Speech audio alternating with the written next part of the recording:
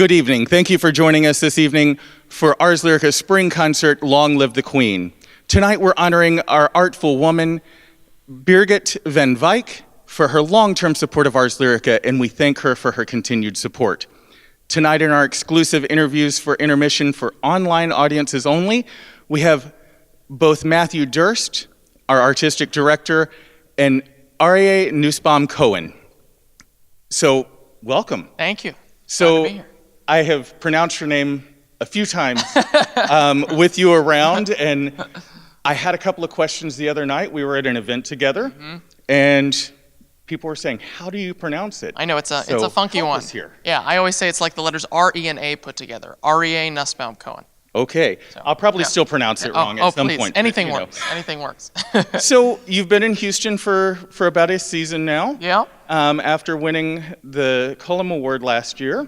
So tell us a little bit about what's been going on. Yeah, it's been a fun year. So I joined the Houston Grand Opera Studio in September, or late August, I guess. And I'm here. I've been here this season. It's been wonderful doing a few programs with Ars Lyrica, doing a bunch of recitals in different cities, some concerts with American Bach soloists in San Francisco, and other things. It's been a very busy season, but it's been fantastic. Wonderful. So in your last concert with us, Yeah. you were compared in the Houston Chronicle to Montserrat Caballé. I'm sure I messed that name up too. But how does that feel? Because that's a powerhouse. Well, yeah. When I saw that review, I was pleasantly surprised. I can't say that being compared to Caballé was on my bucket list, but I'm happy to say that I've now been able to cross that off. I think we were all pretty proud to have you compared to that as well. Thanks. So tell us a little bit about Esther and Jonah and those oratorios, and how was it to perform those? Yeah, it was wonderful. That was my first concert with Ars Lyrica, and then of course I sang at the gala. I guess it was just a couple weeks ago. Yeah. About a month ago now, I guess. It was wonderful. I had a small part in Jonah, but I got to sing a bit more in Handel's Esther, and for me it's been really fun. I grew up singing a lot in children's choirs and whatnot, and I grew up as a religious Jew, and we were always singing, all this Christmas music and all this kind of stuff, and I was always just sort of soldiering along. But now that I've sort of found my little niche in Baroque music, especially, along with other contemporary opera and whatnot, but mainly in Baroque music, so many of these Handel plots come from, the Jewish kind of canon. So Handel's Esther tells the story of the Jewish holiday of Purim, which is one of my favorite holidays, or was one of my favorite holidays growing up. So it was a real treat to get to, play a part in telling that story, and I'm excited. I have a few more of these kind of Hebrew oratorios and things coming up in coming seasons, and I'm looking forward to telling these stories of my youth. Well, it was a great concert, and I enjoyed it. I hope our audience at home enjoyed it as well. So you talked a lot about Baroque music. So what aspects of early music do you really love? Yeah, there's a lot to love. What I love as a performer performing early music is how much control you really have. So, most music after the kind of 18th century, it's a lot more prescribed for you, especially in contemporary music. The composer really articulates exactly what they want on the page a lot of the time. What I love about early music is that the music on the page is really just a palette with which you paint. So it really allows your individual artistry and whatnot to be expressed, and you just have so much more control and so many more options in terms of dramatically, musically. There's so many different ways to perform any given measure of music within kind of Baroque style. So I find that very gratifying and keeps things interesting. Even singing, perhaps the same, Handel arias or whatever. My Handel audition arias I've sung, well over 100 times each of them, right? And yet every time feels a little bit different because it's a palette you're constantly painting with how you're feeling on that day. I also love to me, that kind of essence of singing with performance practice and kind of Baroque style is a lot about this kind of give and take and the push and pull. And I just find that so gratifying, and especially when you're performing with seasoned kind of early musicians, like the musicians of Ars Lyrica, and with Matthew at the helm, it's just always such a treat to know that, however I kind of push and pull as I feel in the moment, they'll be right there with me, and it's always just a real treat. Awesome. So now I hear that Houston is losing you next season. Yes, you will be back, and we'll get to that in a second. But Yeah. tell us about what you're doing next season. Yes, so I have some exciting things coming up. So I'm in the HGO studio this season. Next season, I'm joining the Adler Fellowship Program at San Francisco Opera, and I'll be based there for about a year and a half. But while I'm there, I'm going to be doing all sorts of exciting things. In the fall, we'll come to this in a minute, but I'll be back here with Ars Lyrica. I'm singing New Year's Eve gala concert with American Bach soloists in San Francisco this coming season, and then recording my debut solo CD with them, which will be a lot of fun. I'm covering at Lyric Opera of Chicago and Handel's Ario Dante.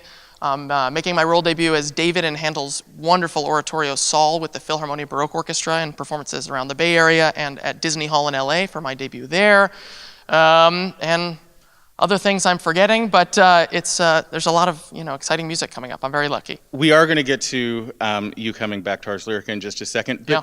you also have won a couple of pretty big awards. I think you won the Met competition. I was lucky. So Yeah. how was that? What does that feel like to win the Met competition? Yeah, well, that was probably the most stressful kind of week and a half of my life, the semifinals and finals of the Met competition. By no fault of the Met, they make it a really welcoming and kind of warm atmosphere, despite all the pressure, but you just really feel the pressure that's on you. Last year, I sort of on a whim entered a few of these competitions. I entered the Met competition a few days before the deadline to apply when I asked my teacher, and he was like, you might as well apply. If you don't make it past the first round, so what? You try again next year. And then, things started to sort of go well, and I was advancing in the Met competition and the HGO competition and a couple other competitions and whatnot. And then it sort of became clear that it was going to be not my competition year, but that, these things sort of coalesce a little bit, and you can only be in the Met finals once. So, once you're there, it's like, oh crap, I really have to keep it together, right? I really have to perform well. And, it was certainly a pressure-filled experience, but I had a great time, and singing with the Metropolitan Opera Orchestra for the first time was truly an experience I'll never forget. And I'll never forget that Sitzprobe in the basement of the Met, singing through these arias, one of which was Dovese from Handel's Rodelinda with the Met Orchestra, and it was just such a treat. And I'm forever kind of indebted to the Met competition because, overnight, that really changed my life. So next season, we get to see you come back for Agrippina, Ars Lyrica's first fully staged opera. And I have to admit, I'm so excited because it's almost like the first time I saw Christine Goerke and Jamie Barton on stage together. I get to see John Holliday and you on stage together. Two amazing countertenors. So tell us a little bit about that. Yeah, I'm really looking forward to it. Agrippina is one of my absolute favorite Handel operas. I always say I think it's the most underrated Handel opera because it's not sort of counted among the real masterpieces like Giulio Cesare and Rodelinda and Alcina, but I think it really does deserve to be up there. I love this opera, so when the opportunity arose to come back to Ars Lyrica and make my role debut as Ottone in Agrippina with you all here, of course, I had to make it work, and so I'm really glad we were able to work it out.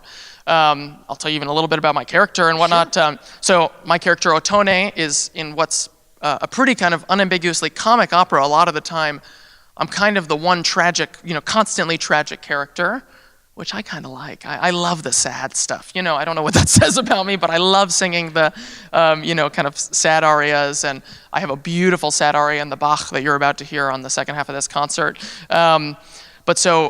It's just it's great fun to be that kind of tragic guy, and I may be biased, but my favorite aria in the opera is Ottone's Lament. After he has been promised Poppaea, his beloved, and promised the throne, one after the other, he doesn't get either, and he sings this beautiful lament, Voi che udite. So I can't wait to perform that in that's an aria I perform as an aria rather often, and I can't wait to perform that in the context of the opera for the first time. And I'm just really looking forward to it. Well, I cannot wait. I just can't wait. I've seen a ton of you this month, and I'm really sad that I don't think I get to see you again until November. Yeah. But that's okay. That's okay. I am so excited about that. Well, thank you so much for taking time out of your schedule. And we look forward to seeing you in the second half of the show tonight. Yes, looking forward to it. Thanks for joining us, everyone. And now we have our artistic director and founder, Matthew Dirst. He's a good friend of mine, and Matthew, welcome. Thank you, Darrin. And we have a new season coming up. Yes, indeed, we do have a new season. It's called Out of the Box. It's because this year we are stepping out with our first fully staged, full-length Baroque opera. So it seemed an appropriate subtitle for this coming year.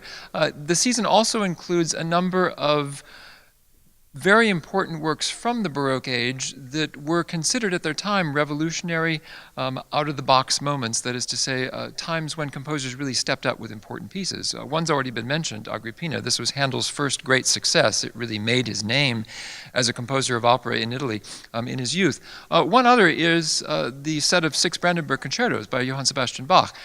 We've played several of the Brandenburgs over the last many years, but we've never done all 6 of them in the same season. This year, we're going to be bookending the season with 2 on both the beginning and the closing programs of the season, and the other 2 are offered on New Year's Eve. So it's a set of 6 Brandenburg concertos, but split across 3 different distinct programs. In addition, there's a Stradella oratorio on the story of John the Baptist. Stradella, one might call an out-of-the-box composer because he was a notorious fellow in his day, met a rather sad end, I've got to say. But the oratorio is a magnificent piece of music that's never been heard before in Houston. And there are also some treats by people like Francois Couperin on the opening of the season. That's a program that's called Regifting with Royalty, because after all, boxes usually contain gifts. In this case, these are compositional gifts from Bach and Couperin to various people, including the Brandenburgs, which we know Bach probably put together out of existing material for the Margrave of Brandenburg when he sent off this magnificent presentation manuscript.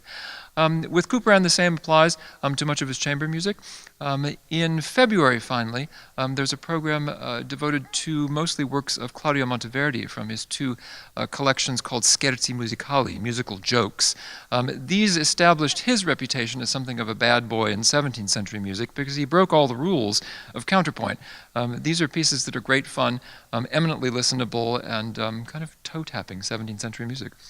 Well, this sounds like an amazing season. I can't wait. I've already bought my subscription, so I hope everybody in Houston will buy theirs as well.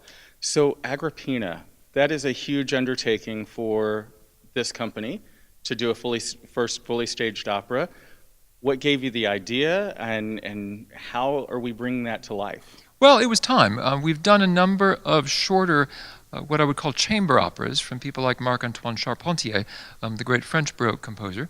Those tend to be works of about 30 minutes or so, and we've semi-staged them here in Zilkha Hall. But it's time for us, after 15 years of putting on programs, to be doing a full-length opera, and we have the right people at our disposal right now. You mentioned already 2 of them, 2 wonderful countertenors. Both John and Aryeh are fortunately available during this time frame, so we're sailing ahead with a terrific cast and a wonderful director in Tara Faircloth. I'm very much looking forward to it. I am so excited. So, fully staged. Light sets, are we getting everything, or? You'll certainly be getting some elaborate lighting, some set pieces probably, some nice costumes. We're having a production meeting next week, so more on that soon. Okay, wonderful.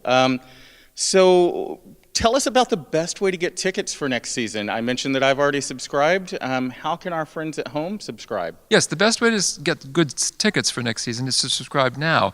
There's an early bird special going on before May 19th, if I remember correctly. For anyone who subscribes for the 4, the 6, or the young professionals special subscription, you can get an enormous discount, really, on individual tickets by subscribing now. You'll get the best seats, and you'll get all the perks that come with it, things like after-concert receptions with the artists, the ability to trade tickets from one program to another, a free seat, or rather a discount on individual tickets once you have your subscription for your friends who might want to come. So I encourage everybody to subscribe as soon as possible. You'll get the best deals on tickets and the best advantages in those ticket packages. Well, thank you, Matthew. Thank you for staying with us through this intermission interview. And we hope that you'll find out more about Ars Lyrica by going to www.arslyricahhouston.org and come visit us here in Zilkha Hall for our next concert coming up this May.